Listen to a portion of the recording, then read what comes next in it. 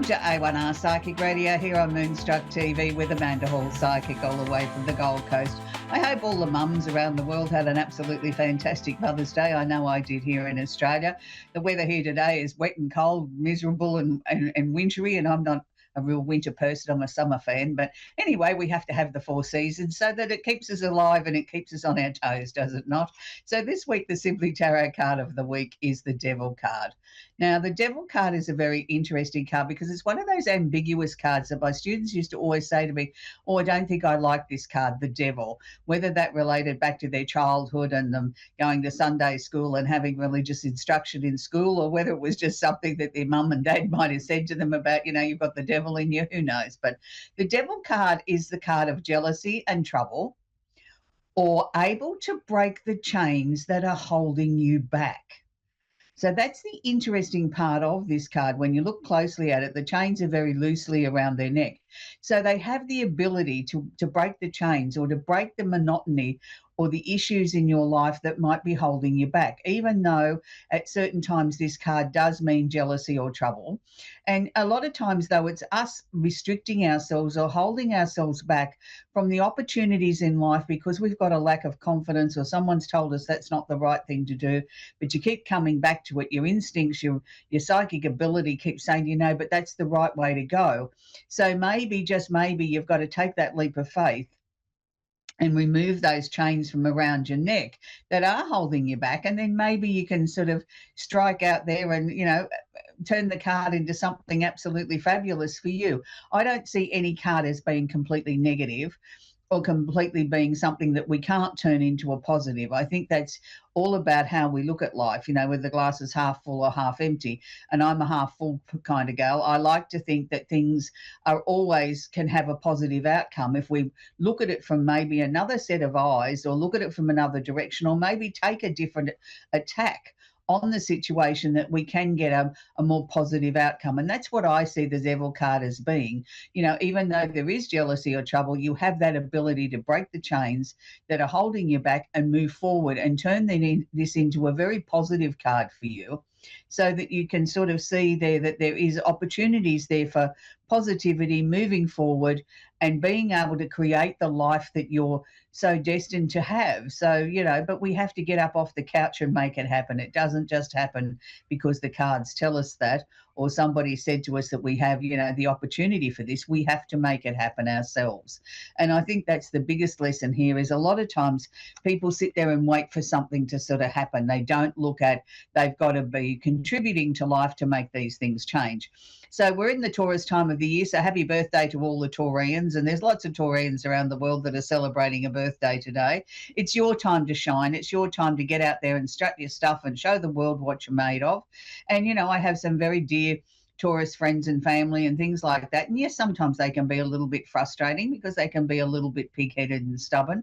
But most of the time they're a delight to be around because they are so grounded. And they give us a different perspective of how to look at the world, you know, through a different set of eyes. Well, what does this really mean to the principles in your life? Have you really thought about how you can save some money? Or have you thought about an investment portfolio, or even investing in a new couch? Look at the pros and cons, not just the price. Look at how long the couch is going to last you. And by spending a little bit more money, is that a more worthwhile investment? Or is it just that you don't have the money at the moment and this is all you can afford and this is the way you have to go?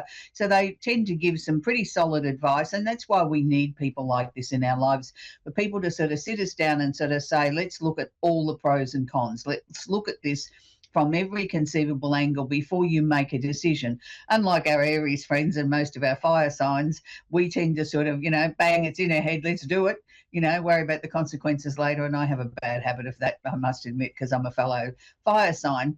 But I have learnt over the years to lean into the more Taurian energy and look at things and slow things down, particularly if it's a financial investment. Make sure that you get the best advice you possibly can. Now, we have Pluto, the planet of transformation, is in Aquarius. And as I said on previous shows, don't want to talk too much about Pluto, but I think it's important at the moment because as Pluto's going to be in Aquarius for 20 odd years, so we're going to be talking about Pluto for a long time. But at the moment, Pluto is sitting stationary, ready to go direct again. Now, why is this so important? Well, Pluto's the planet of transformation. He's the one that sort of, governs the underworld and things that are not quite so pleasant, but also is the planet of transformation. He asks you to stop, look and listen, look at the situation at hand. Is there another way of doing this? Is there a better result, a better outcome?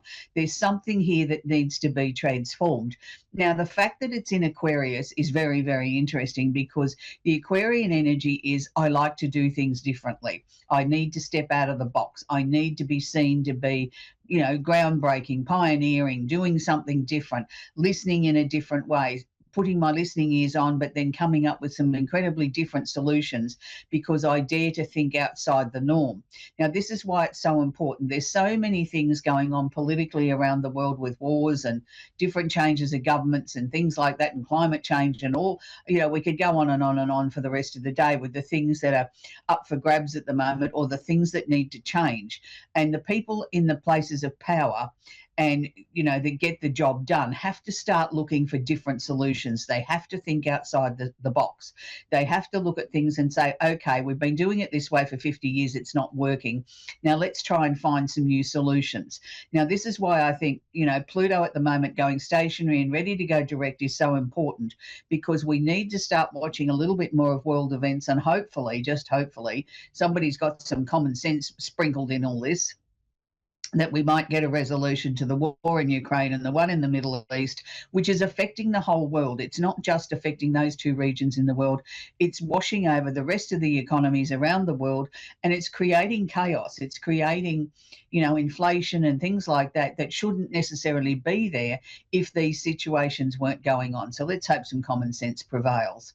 We also have Uranus, the planet of the unusual and the unexpected, has just moved into Gemini. He'll be there for 7 years. Now, why is this so important at the moment? It's so important because he's just changed out of Taurus, where he'd been for a very long time, into Gemini. Now, when a planet moves into a new energy like this is when the intensity is really there. It's like he's got to come in and make a bold statement and say, I've arrived, I'm here. So why is this so important? Because particularly for the air signs, which is Gemini, Libra and Aquarius, and the opposite sign of Sagittarius, he's coming in, he's shaking things up. You might think, oh, nothing's happening, I'm bored, I'm sick of this, or, I've been waiting so long for something, and then bang, in comes Uranus and he tips everything upside down, or he creates a great opportunity, or he takes something away from you, depending on what he feels is right for you. So anybody that's under those 4 signs that I mentioned, be a little bit alert, be a little bit on your toes, because things are going to come out of nowhere. There could be job offers, there could be opportunities to change residence, buy a new car, do lots of different things, but mainly, I think it's more to do with what's going on in your local environment, because Gemini rules communication and local environment stuff, more local stuff than it does long distance. So be aware of that as well, that some of the things that could be happening or coming out of nowhere could be coming more to a home base or be connected with your local community. Maybe he's asking you to rethink the things that are important to you. I know that there's lots of people under those signs at the moment that are feeling quite restless or unsettled in their employment and looking to make changes for various reasons, and not just to do with global economies, but for many reasons. And they're feeling a little bit antsy, like, I've applied for so many jobs, nothing's happened, what am I doing wrong? Not a matter of doing anything wrong. It's a matter of Uranus hasn't said, bang, this is the right one for you. So don't be down in the mouth. Don't be disheartened. For the other remaining signs, it's not quite so as intense. It's there, but it's sort of like percolating along in the background. Yeah, you can feel the winds of change, and sometimes you think, oh, that'd be nice, and then you sort of settle back into life and say, no, I'm quite happy with the status quo. Yeah, well, be careful, no matter what your star sign is, what you verbalize at the moment in words out aloud, Uranus is listening. So be very careful not to say anything that you don't want to happen. So if you don't want something to happen, then don't speak it out aloud. It's okay to think about it in your mind, but don't share it with anybody in any form of communication, whether it's email, SMS, phone call, speaking it out aloud, even to yourself. Uranus is listening.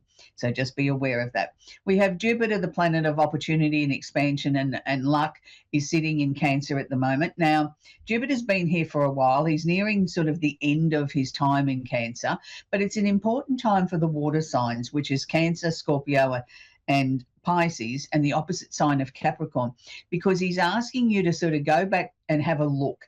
What were you trying to bring into your life? Was there anything that you were trying to change? Was there anything there that you felt you could expand on that could improve your way of life?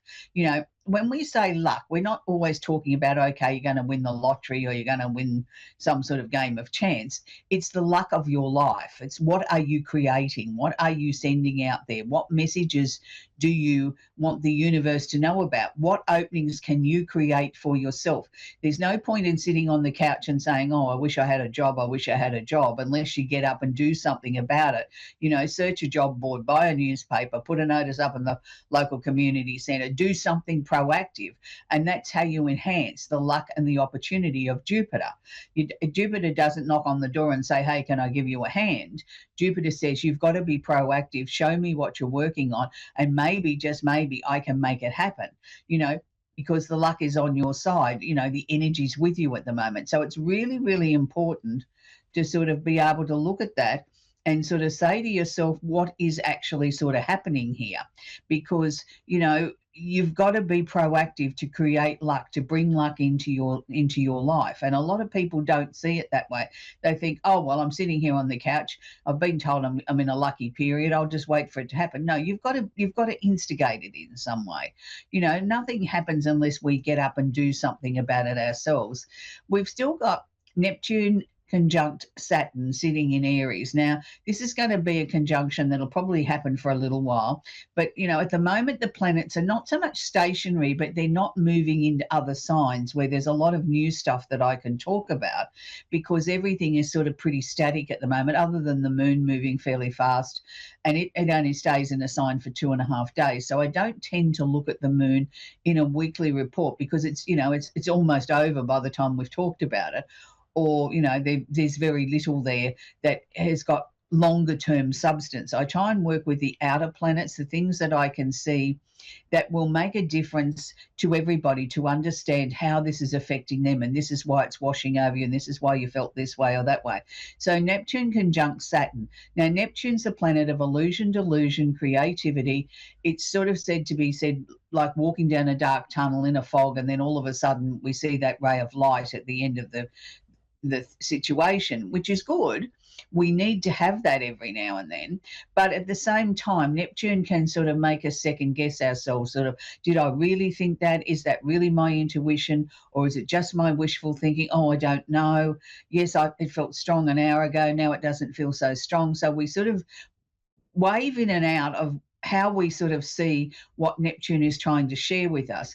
The best thing I can suggest to you with the Neptune energy is just let it flow. You know, if this hour you're feeling incredibly positive and you've got some ideas, jot them down on paper, put them in your phone, put them in your cell phone, and then come back to it later, because, you know, that energy might only be there for a short while where it's so intense. So let's take advantage of that intense creative energy before it's gone. And then we think, oh, what was that about? I can't really remember. So it's always good to try and get these things down in a way that you can understand, and you can look at it and say, I can come back and refer to that and expand my thought bubble out later on. Now, with it conjunct Saturn, Saturn is the planet of discipline, the planet of, that's like the father figure that says you will do this and you will do that, or you can't do this or you can't do that. And sometimes we sort of look at Saturn as being such a restrictive planet. For anybody that's got a very strong Saturn in their chart, which I do, it's not so much a restriction, it's an opportunity to sort of say, to give you that tenacity to work that little bit harder to make something happen. You don't just give up at the first hurdle or the second or the third, you wait till the 152, and then you might sort of think, oh, maybe I should give this up. But it gives you that tenacity to keep going. And I think that's very important for each and every one of us. But particularly this conjunction is affecting the fire signs, which is Aries, Leo, Sagittarius, and the opposite sign of Libra. It is washing over the remaining 8 signs. So, what I've previously spoken about applies to everybody. It's just it may be a little bit more watered down if you're not one of those signs. So, enjoy your week astrologically until next week. We're going to talk with Suzette in Ontario, in Canada. Are you there, Suzette? I am. How are you? I'm very well, thank you, sweetie. How can I help you today? Do you have a question I can answer for you? Sure. I was asking. I want to know about career. I'm trying to Right. break into the Pilates business, Hmm. and I was wondering if Well, that's that a was something that's going to happen soon. Well, that's an interesting career choice, isn't it? Going into that sort of area of, looking after yourself. And I think that's a good choice, Suzette, for you from what I'm sort of feeling. It's sort of, to me, it feels like a natural calling. It's not something that sort of you just got out of bed today and said, oh, that'd be great. You've been feeling this for some time. It's sort of like slowly been calling your name, getting you closer and closer and closer to it. It's interesting because I'm seeing here there will be an opportunity for you to break into that, but I'm not sure that it's this week. It's going to be a slow process. I think you need to get out there and about and look at the places that you might like to work from, and then sort of, frequent those or put in an application there and say, hi, I'm Suzette. This is what I can bring to your organisation. I'm qualified in this way and this way. Just love to hear from you if there's an opening. Put it in a very friendly sort of way. They were showing me that the real work is going to start in August. Now, look, I know it's only May and that seems like a long way away, but they were showing me a couple of little temporary positions up until then, like, somebody's going on holidays or somebody's on maternity leave or something like that, and they're asking you, can you step in? That would be a great way to get your foot in the door, that you're in there, you can show them what you're made of, you can take the class, all those sort of things, and people can then see how you really work. It's always better to see somebody live in action than it is what somebody's written on a piece of paper or written on their CV or their resume, because anybody can write anything fantastic, but it's who you are and what you are in the flesh that I think really makes the difference. And I just feel that there'll be two opportunities, and it's like I'm going to say I think you can swing both of them, Suzette. How would that fit with you if you had two opportunities? Oh, God, would be fantastic. I would love it. Because I was Yeah, also that's what I'm. thinking of doing, and Can you repeat that for sorry. me, sweetie? Can you repeat your last Oh, I was statement for thinking me, of please? doing, I was hoping to do also in my house as well. Right. Okay. Yeah, look, I Um, I I feel that, you can mix it up. That's what I'm saying, but I'd like to see you okay. attached to something, where people are already coming, you know what I mean? And then you've got the opportunity to sort of, casually bring in, "Oh, yeah, by the way, I do private lessons or private classes," you know what I mean? Like, I wanna see you get out amongst the people again. I think you've been shut off for too long, and that's why I think it's important to sort of, get a little cover letter together that you can just sort of send out. You see a place that you like the look of, you slot in their name and address, and you send it off in the email. You know what I mean? Like, have something that's a little bit punchy, a little bit playful, and that says, this is what I do and this is why I love to do it. And it's about helping people achieve their goals, isn't it? Not just in one area, but right across the board. There's lots of reasons why people take up things like this, and it's not always to lose weight. It's for many reasons. So, and you might be able to put forward that you might have a different idea on maybe doing a class for people that have mobility issues, for argument's sake, or, haven't exercised for a long time. There's lots of ideas I think you can put together, Suzette. Okay. Oh, thank you. Yeah, I was thinking of doing Reiki with it. Yeah, and that's what I mean. There's, put as much as you can in your little covering blurb about what you can bring to the table, because there's lots of people looking for lots of things. Anyway, Suzette, that's where we've got to leave it, sweetie. We're going to talk with Hannah in Mississippi in the USA. Are you there, Hannah? Hello, Hannah. Well, it looks like Hannah's missing in action for the moment. I'll just keep talking and let's hope Hannah joins us in a moment. It's an interesting time of the year where a lot of people are looking to make changes in their lives because they feel the sort of the call, the change, the pull from inside the tummy that says, hang on a minute, it's time to get up off the couch and do something different.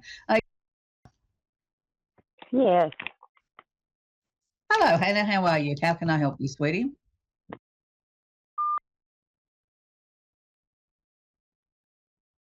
Looks like we've lost Hannah again. That's unfortunate. Um, Without knowing what Hannah's question is, I can't really give her an answer on her question. All we can do is wish her well. The only thing that's coming up around you, Hannah, and I know you're missing in action, is they're showing me the symbology for endings, change, and transformation. So I'm going to say that there's some massive changes coming up in your life in the next few months, Hannah, that you really need to be aware of and really tune into what it is that you really want to change in your life. Don't just go with the first thought that comes into your head. Are you still here? Are you here, Hannah?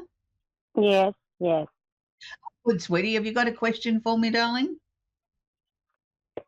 No, I was just seeing maybe if I mean, like, my father passed not long ago, Oh, and I'm sorry to through a hear that, tragedy, sweetie. That's and I was no good. seeing Well, maybe,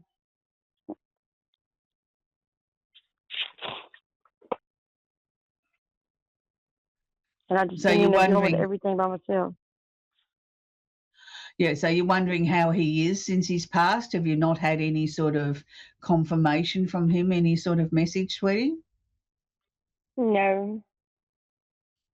Darling, look, sometimes it's hard for them on the other side to sort of come through and give us a message because what you've got to understand, you've lost one person, you've lost your dad, somebody that was really important and special in your life, but he's lost everybody. So he's got to come to terms with that. And if it was a sudden passing, as you mentioned it was, that makes it even more difficult because he wasn't ready to say goodbye to anybody. So, just don't get upset. I appreciate we all have to grieve and we've all got a certain amount of tears that have got to flow for every death, and that's normal. But what I'm saying is don't get upset with yourself that you haven't been able to tune into dad or dad hasn't come forward with a message yet. What's wrong with me? There's nothing, absolutely nothing wrong with you, Hannah. What will happen is that I do believe he will in time come to you in a dream.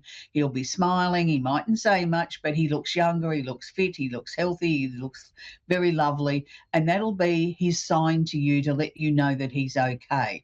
His major concern is you, that he feels that you're not handling this. He's very concerned about you not being able to sort of pull yourself out of this terrible sadness, and that's okay, sweetie. You're allowed to be sad. But him being your dad, he wants you to see you happy and smiling and getting on with life. So, there is going to be some more change, not necessarily horrible change like you experienced there. Let me assure you, your dad didn't feel anything or didn't suffer. He says to me, he was here 1 minute and gone the next. He didn't even realize what was happening, what was taking place. So that may be of some comfort to you because I know you were concerned that maybe it was a terrible passing for him. Well, he's sharing with me it wasn't. So does that help you a little No, bit, it sweetie? was. What, sweetheart?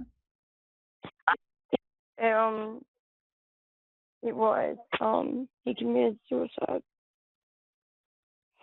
Yeah, but he's telling me what he said to me was he was here 1 minute and gone the next. So to me, even though it was at his own hands, he didn't he didn't have time to stop and second guess himself. It was already in motion and then he was gone. That's why I'm saying to me that, he says to me he was here 1 minute and gone the next. He's more upset that you're upset.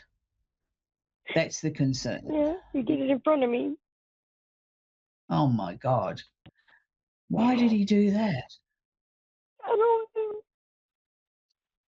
Oh, no wonder you're struggling with this, him doing this, performing Yes, this I'm so task. sad. Like, I'm just so depressed, because of all this. I don't know what to do to get myself up out of it. Yeah, but darling, you've got to understand there's nothing you could have done to change this situation. You know, people don't just get out of bed today and decide they're going to take their own life. There's usually a build up to it. There's usually things that we look back and say, oh, gee, why didn't I notice that? It's because you weren't meant to. You know, I think there's certain things that are destined in our lives that are out of our control. And it's only in hindsight that we look at it and we look back at it and say, oh, I should have seen that sign, or I should have done more. No, you did exactly what you were supposed to do. I think it's a terrible thing that he did it in front of you. I can't begin to imagine how you feel. And of course, you would be sort of blaming yourself. Couldn't you have stopped it? No, you couldn't have. That's the answer. You couldn't have. He keeps saying to me he's going to come to you in a dream and he's going to show you how happy he is now. I know that's probably no comfort at this time, because all you can see is the last memory you've got of him, of what he did. And that's probably going to haunt you for the rest of your life. But please, sweetie, understand you did nothing wrong. You couldn't have stopped it, no matter what you did. If you know, you might have prevented it that day, but it wouldn't have stopped the end result. He was determined to do this. I just think it's a terrible tragedy he did it in front of you. It's a tragedy that he passed over, but to have you witness this is even worse, because he keeps telling me he didn't realise it happened. So, you know, that's no excuse. He was in control of the last few moments of his life. Whether he was in his right mind, well, obviously he wasn't, but to him it was like he was in a daze, and it was like he was watching someone else perform it. That's how he's presenting it to me. So look, darling, I don't know what else to say to you. I mean, this is a terrible thing that you've had to go through, a really terrible thing, and it's not something that I think anybody should experience. So, sweetie, all as I can suggest to you is what I've told you in the reading, and, you know, one day you will get up and the sun will shine again. And you need to start looking after yourself now. That's the most important thing, is, you know, go and get some professional help, go to a counsellor, talk this through, and they may be able to give you some tools to help you cope with this terrible tragedy that's out of my hands, that I can't do for you. But, you know, I really do feel for you, and I will hold you in my prayers, and I hope that you find some peace out of this mess. I really do. So that's where we're going to leave it. We've come to the end of the show. It's always terrible when people have, you know, tragedy in their lives, but this is one that I've never heard before. I must say, in all 40 odd years I've been doing this sort of work, I've never heard of somebody taking their own life in front of their child. That's a new one on me. And I feel really sorry for her that she's had to go through this, because this is not something that anybody needs to go through. So anyway, as we always do, we wrap up the end of the show and we always have a song of the week. And this one's really more than appropriate now. It's morning here in Australia, and as I was getting ready for the show, I heard that it was one of my favourite singers' birthdays, and no, it's not John Farnham and it's not David Cassidy. You're going to be a little bit surprised here. Probably one of the very first people that I really fell in love with their voice when I was a very young girl was Stevie Wonder, and I won a record from the radio station called For Once in My Life, and I drove my mother nuts with it. But I'm not going to feature that song this week. I'm going to feature one of his probably more popular songs that people know and sing around the world and use it very often, and it's called I Just Called to Say I Love You. And I think that's a very appropriate song for the callers that we had today, and for a lot of people around the world. But it's Stevie Wonder's 76th birthday, and we just called to say we love you, Stevie Wonder. So until next week, bye for now.